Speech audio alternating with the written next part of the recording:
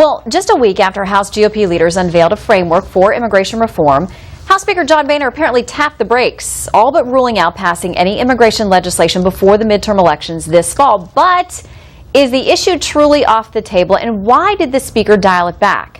Congressman Steve King, a Republican from Iowa, has been a vocal opponent of some of his party's moves on immigration reform and joins us live. Good to see you, Congressman. Thanks for coming in. Thanks for having me back. I appreciate it, Shannon. Okay, so the Speaker this week talked about this, and he said that part of it is because the President is going around modifying laws and not sticking to laws, and how could we get the American people to trust us to pass immigration reform if we don't know that the President is going to enforce it as you all would pass it?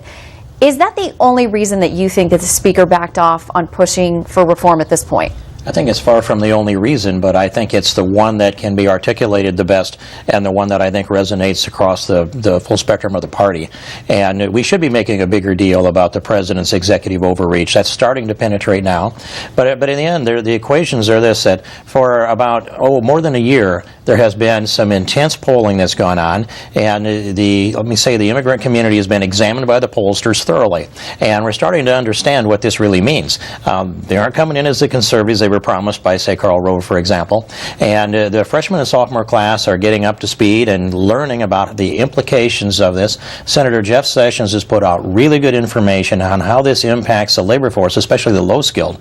And as the intellectual knowledge of the reality of this comes forward, I think it came together in the conference in Cambridge just a little over a week ago when 3 or 4 to 1 out of the members of the Republican conference stepped up and said, don't do this. And most of them said, don't do this while we have this president, because we've seen the president violate his own oath of office so many times. You can't do business with him. And then there's no data out there that supports that this is good for America or for Republicans. So why was Republican leadership pressing it so hard then? Because polling that we've talked about on this show as well, Quinnipiac recently, when Quinnipiac asked people what top priorities they thought that Congress and the president should have, immigration was at the bottom of the list. And that sparks a lot of questions about why then the GOP leadership, when they have so much ammunition with the failures of Obamacare to date, would pivot to something like immigration?